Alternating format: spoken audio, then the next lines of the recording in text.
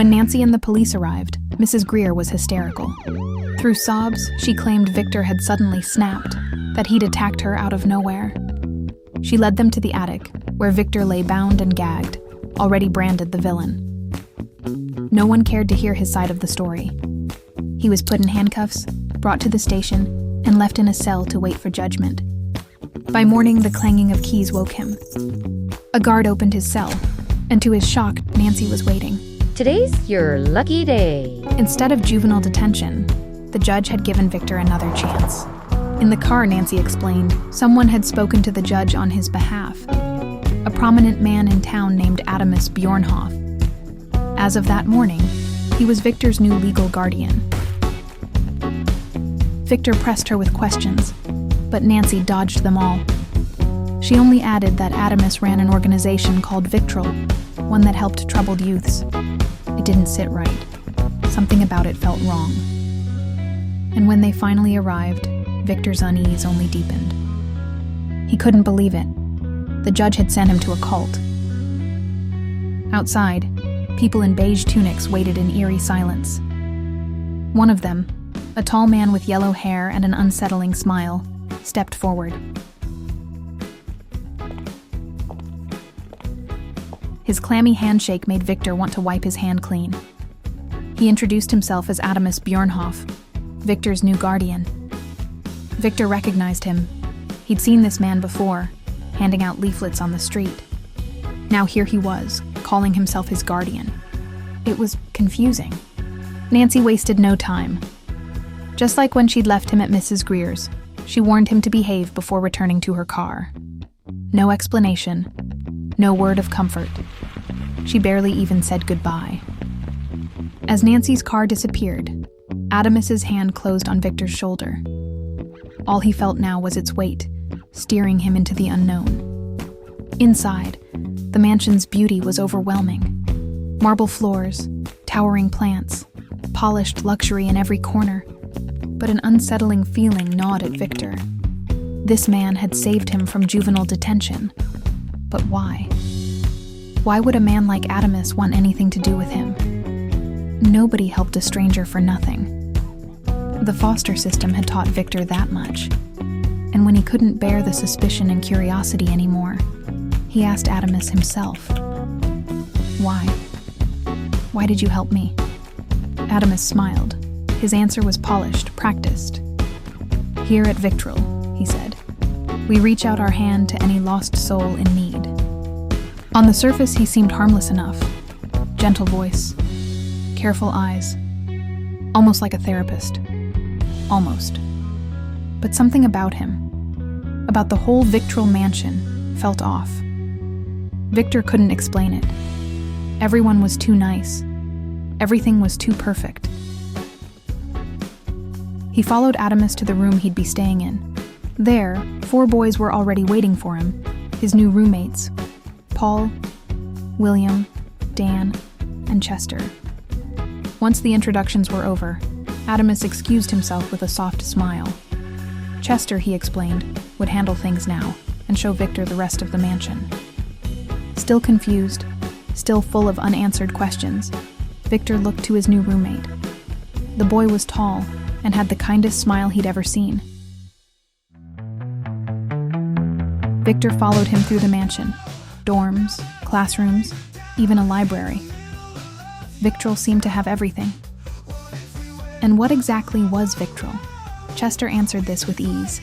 It was a place of peace, he said, welcoming anyone who needed help, anyone from any walk of life, as long as they followed Victrol's 3 creeds: peace, commitment, and chastity. The disciples in beige were students.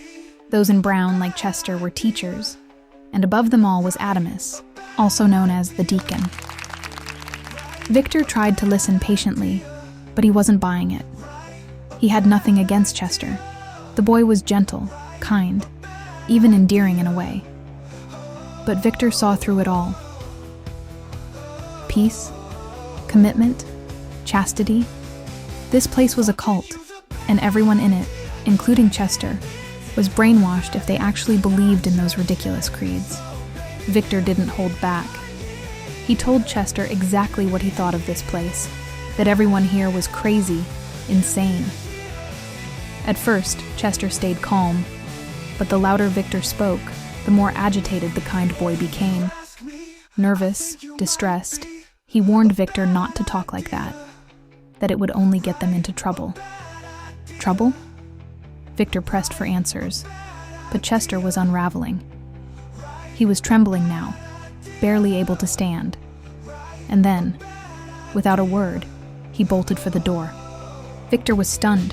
He tried to chase after him, to ask if he was okay.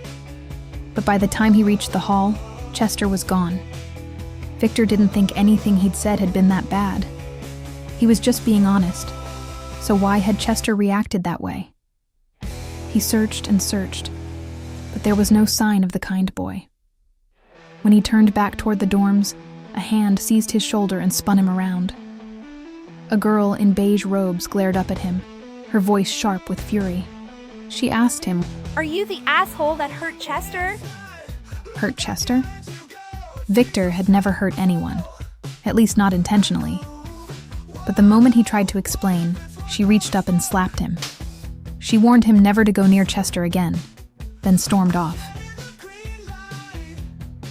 Confused and still worried about Chester, Victor wandered back to his dorm. That's where Dan eventually found him. Word had already spread. The new boy had made Chester cry. Dan had heard not just about Chester, but about the girl who'd slapped him. He led Victor to the cafeteria, and over lunch, finally gave him some answers. Chester was sensitive, Dan explained. He always had been. Years ago, he'd tried to end his own life.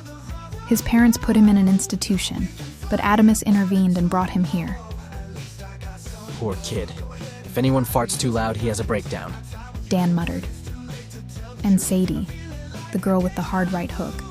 She was Chester's not-so-secret girlfriend. She lashed out at anyone who so much as looked at him the wrong way. Dan had one favor to ask, that Victor not tell anyone about the slap, or about Sadie and Chester. Violence, romance, both were forbidden here. It was written in the book of Victrol. After lunch, he pressed a copy into Victor's hands. Victor pretended to read it, but his mind was elsewhere. His rotten luck, kicked out of school, nearly shot, dumped in a cult, and now this. Worst of all, he couldn't shake how bad he felt about Chester. That night, just before curfew, Victor finally saw him again. He hurried over and apologized. He hadn't meant to hurt him. He'd only been speaking his mind. Chester smiled. The kind boy said Victor had nothing to be sorry for. If anything, he was the one who should apologize, for being too sensitive, for not being strong enough to set an example for the others. Victor was relieved. Chester didn't hate him after all. That night, while the others slept, Victor stayed awake. He'd made up his mind the moment he'd arrived at Victrol. He was going to run.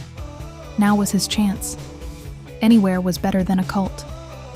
A sound stopped him at the door. Chester.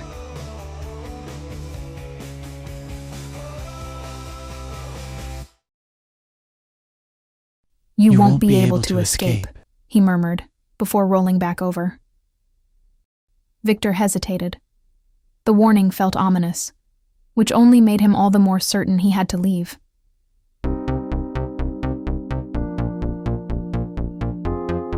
He slipped to the front door, but the moment his hand touched the handle, a voice called his name. His new guardian descended the steps.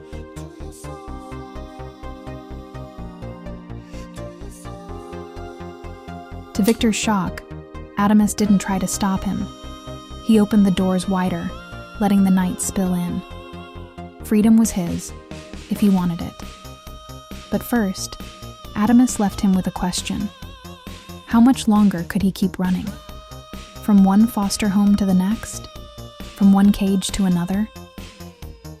Give me 3 days, Adamus said. 3 days to change your mind. With that, he wished Victor good night and walked away. The choice was Victor's now. Stay or run. It should have been easy. But but his feet refused to move.